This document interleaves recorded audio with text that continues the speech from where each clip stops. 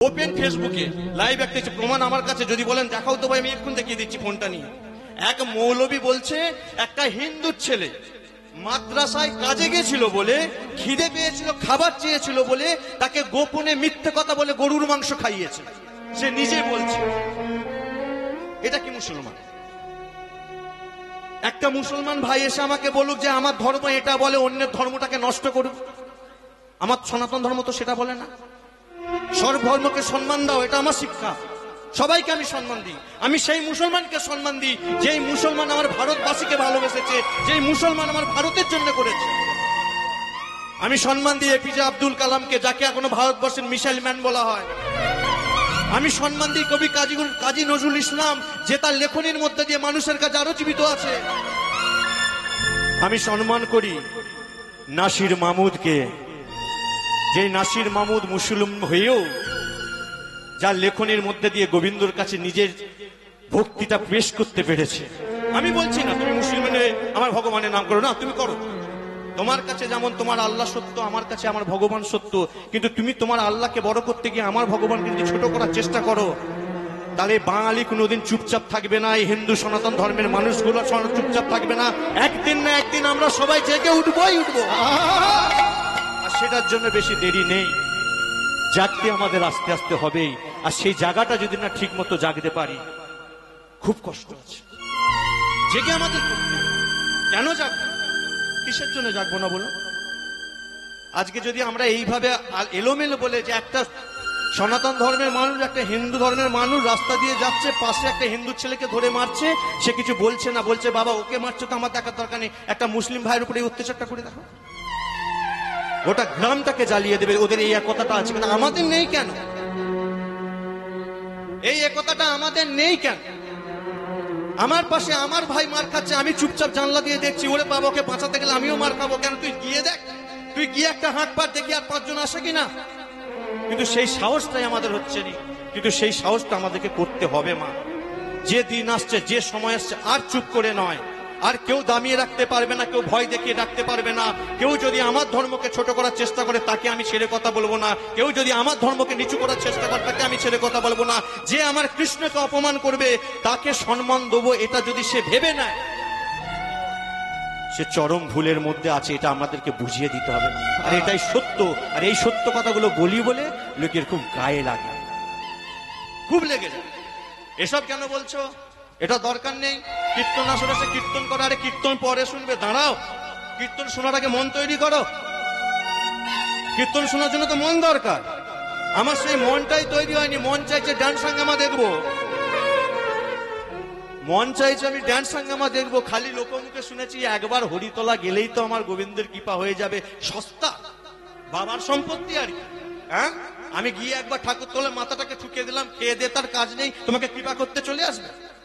ছেলের কিছু হয়ে গেল, স্বামীর কিছু হয়ে গেল, স্ত্রীর কিছু হয়ে গেল, যারই কিছু হোক, ও ভগবান তুমি দেখো না, তোর ভগবান একটু দেখো না গো, আমার স্বামীটাকে ভালো করে দাও না। এতদিন তুই কোথা ছিস? এতদিন তুই কোথা ছিস? এতদিন তোর মনে পড়ে না যে তোর স্বামীটাকে ওই যে পথে যাচ্ছে আগে একটু ভগবানের নাম করাই, ছেলেটা যে পথে যাচ্ছে একটু ভগবানের নামটা করাই। তখন মনে পড়েনি বিপদে পড়লে ভগবান তুমি দেখো, ভগবান তুমি না করলে ভগবান তুমি অন্ধ, ভগবান তুমি কানা। সারা জীবন তো দেখতে হবে।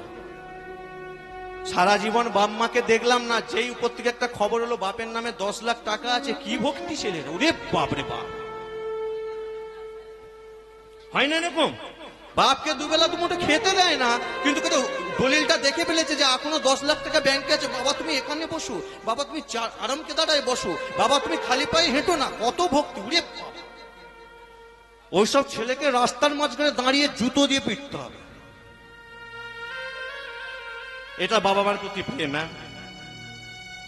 মাকে ঘর থেকে বার করে দিচ্ছি, বাবাকে ঘর থেকে বার করে দিচ্ছি, চা পা মিটছে না বলে স্ত্রীকে ঘর থেকে বার করে দিচ্ছি, কালকে আর একটা স্ত্রী নিয়ে চলে আসছি। আজকে ওই স্বামীটা চুল মাথায় টাক পড়ে গেছে বলে স্বামীর সঙ্গে ঘর করছি না, অন্যজনের সঙ্গে পালিয়ে যাচ্ছে। এই তো সমাজ আমাদের। আর কি করব, মানুষ তো আমরা এটাই দেখে শিখছি। আমাদের তো এইসব অনুষ্ঠানের থেকে তো কীর্তনের থেকে তো বেশি ভালো লাগে সিরিয়াল, সিনেমা।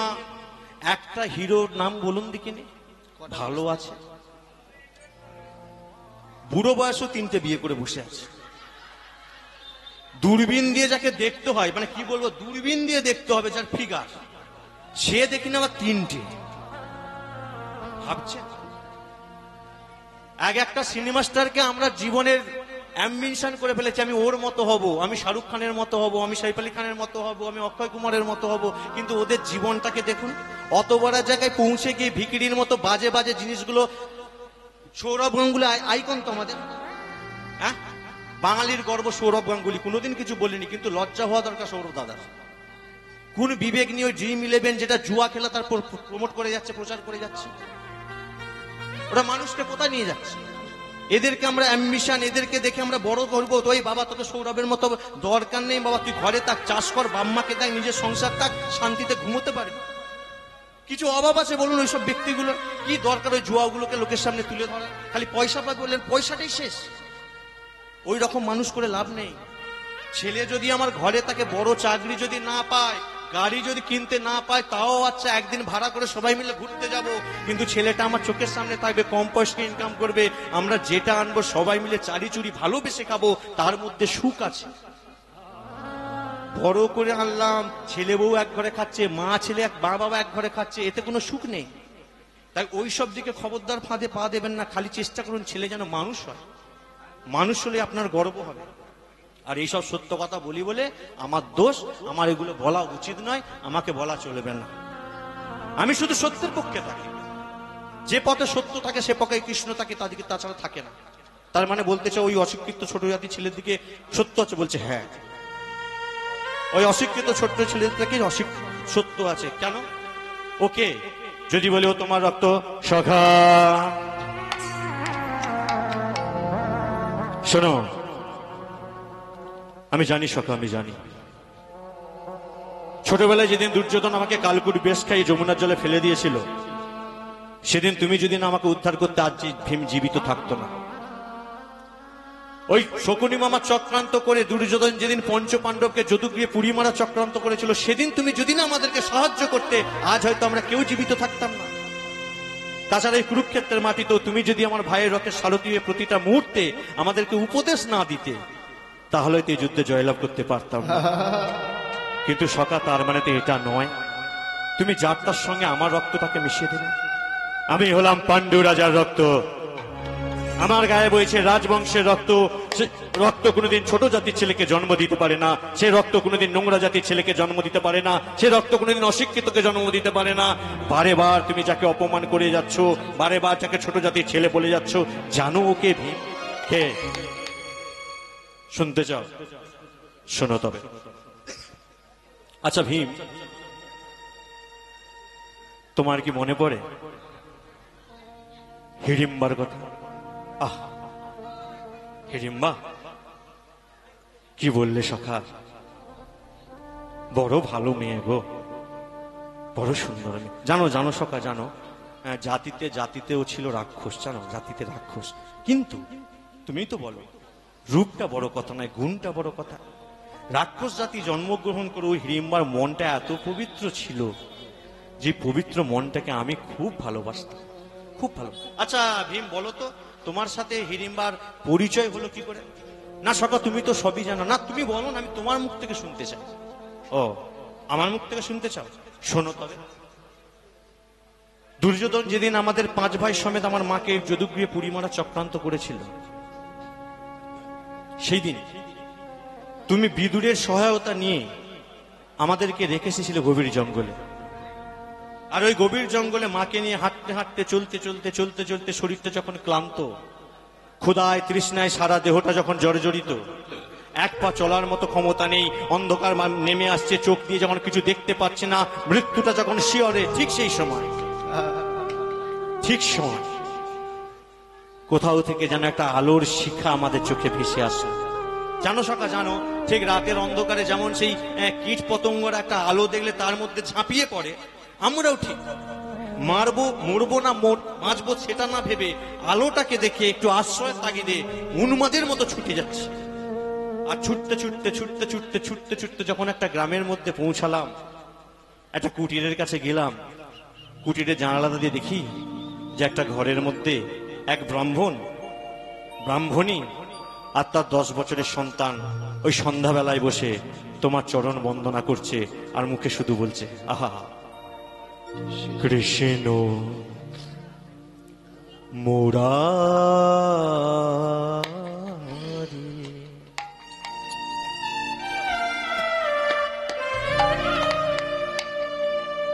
গোপগিরিধারী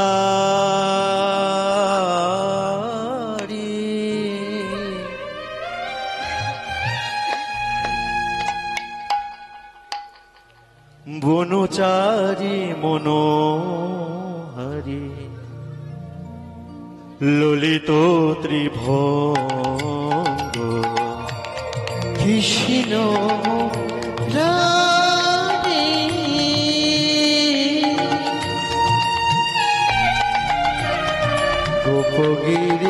গোপগিরিধারী বনচারী মনোহরি ললিত ত্রিভঙ্গ কৃষ্ণ মুরারি।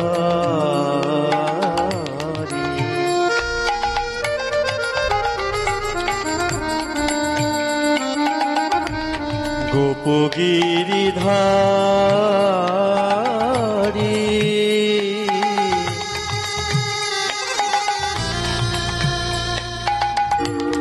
বনচারী মনোহরি ললিত ত্রিভঙ্গ কৃষ্ণ মুরারি।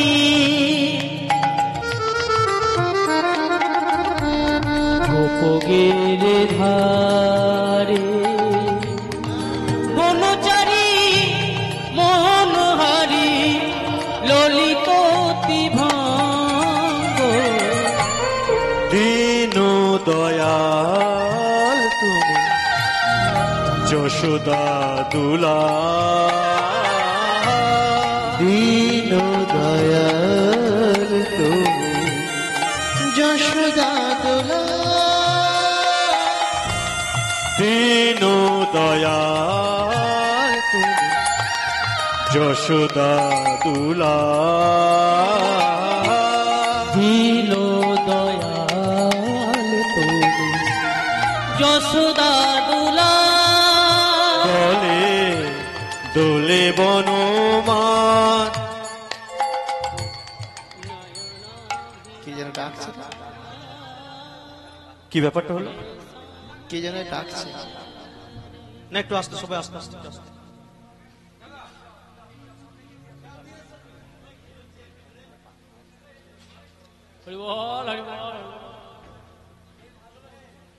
কেউ যেন আমাকে দরজা থেকে ডাকছে বলে মনে হলো না?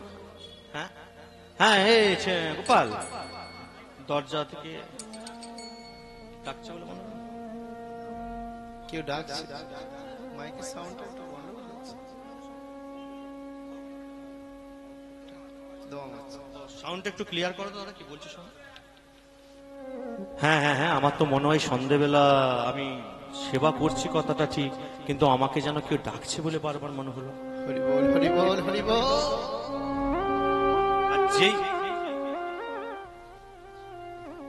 আর যেই শুনতে পেয়েছি যে দরজা দিয়ে কেউ ডাকছে, কৃষ্ণ পূজা করতে করতে সঙ্গে সঙ্গে উঠে পড়েছে। কেন? ভগবান নিজে বলে আগে জীব সেবা।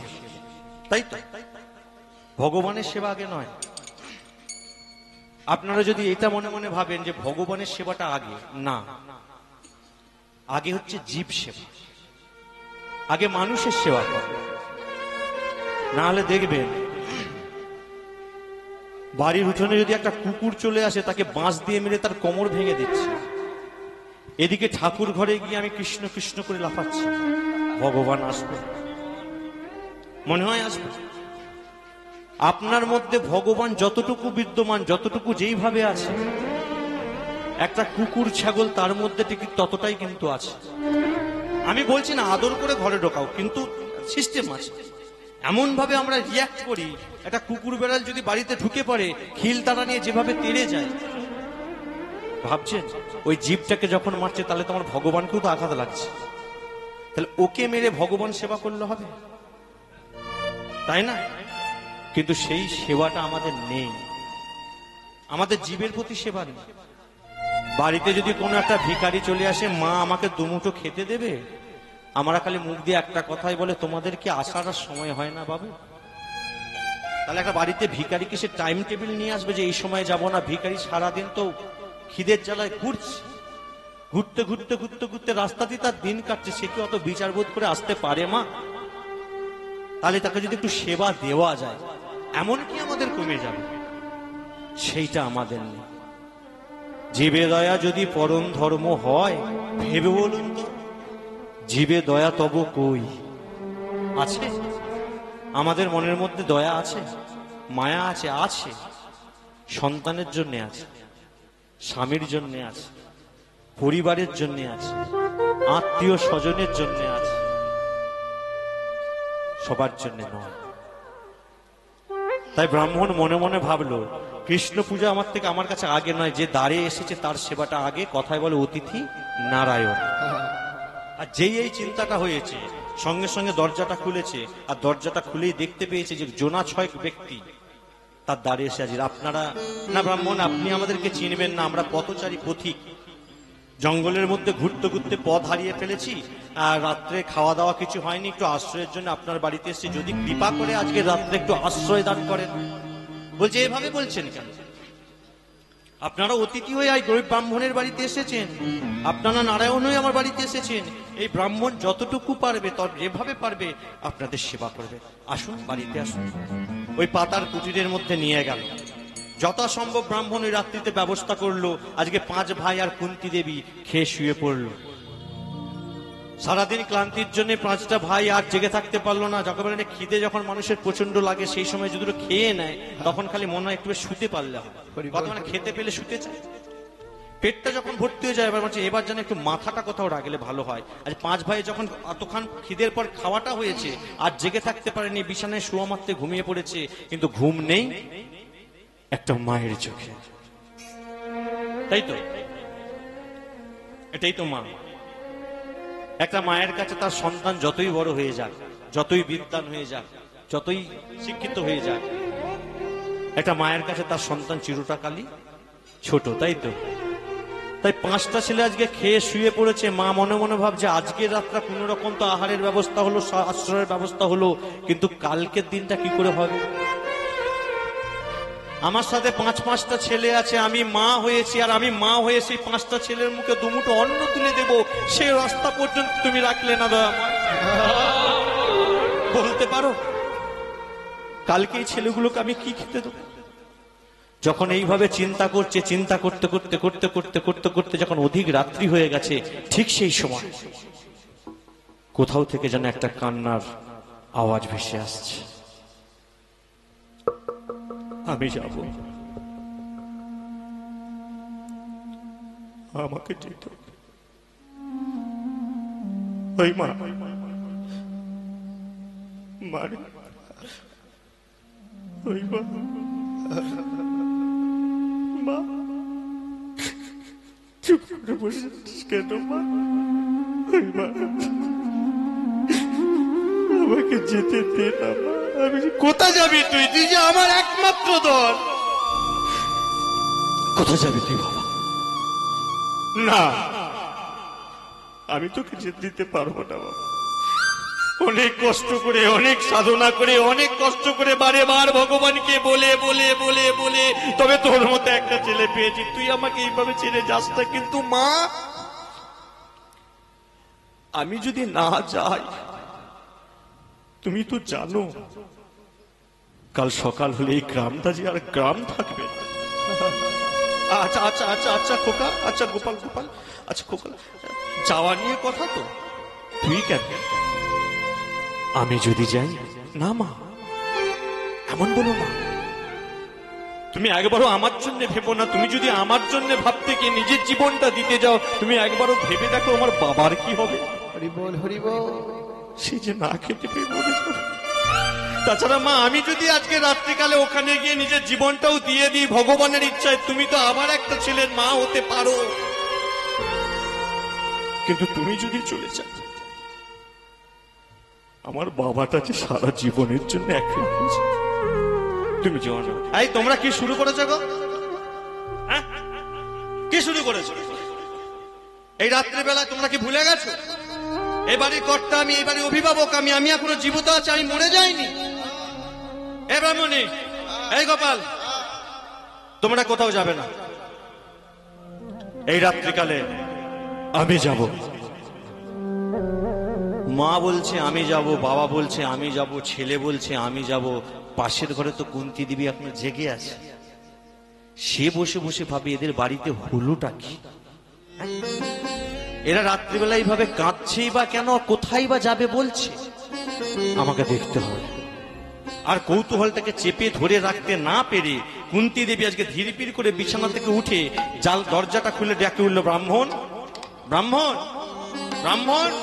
হ্যাঁ হ্যাঁ মা জননী, এত রাত্রিতে আপনি উঠেন? ও ও জল জল। ব্রাহ্মণী, ব্রাহ্মণী একটু জল জল। না না জল লাগবে না, জল। ও কাঁথা কাঁথা।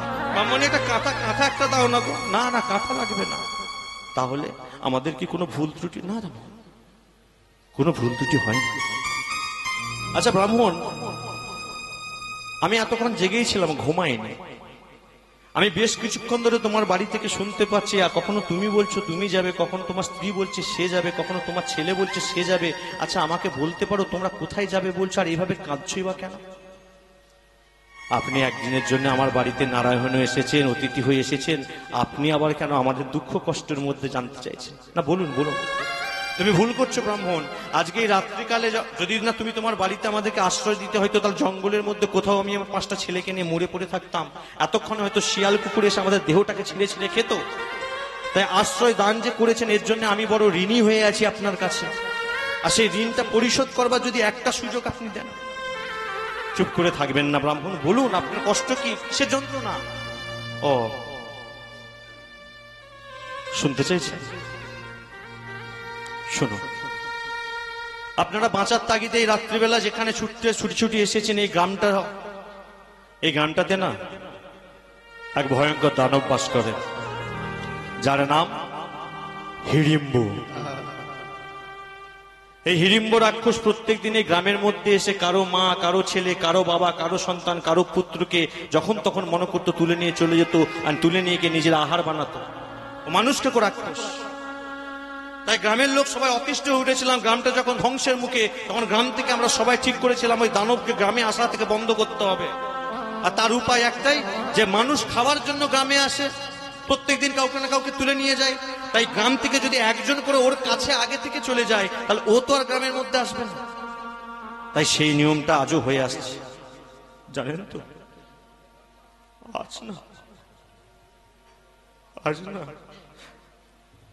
আজ আমার গোপালটাকে যেতে হবে। আজ আমার গোপালটাকে যেতে হবে। আপনি তো মা, আপনি বলতে পারেন বাবা মা হয়ে কি করে নিজের ছেলেটাকে এইভাবে মৃত্যুর মুখে ঠেলে দিতে পারবো না? পারবো না। আমাদের বুকটা যে ফেটে যাচ্ছে মা, আমাদের বুকটা যে ফেটে যাচ্ছে, আমরা যে পারবো না। কাঁদবেন না, কাঁদবেন না, এভাবে কাঁদবেন না। দাঁড়ান দাঁড়ান দাঁড়ান দাঁড়ান, কাঁদবেন না, এইভাবে কাঁদবেন না। দাঁড়ান দাঁড়ান দাঁড়ান, শুনুন বাবা,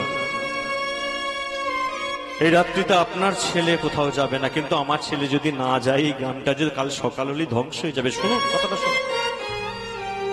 আজকে রাত্রিতে আপনার ছেলে যাবে না, আজকে রাত্রিতে যাবে আপনার ছেলের পরিবর্তে আমার ছেলে। কিন্তু মা, তোমার ছেলে যদি যায়, তাহলে তোমার ছেলেটা যে মারা পড়বে, মরুক।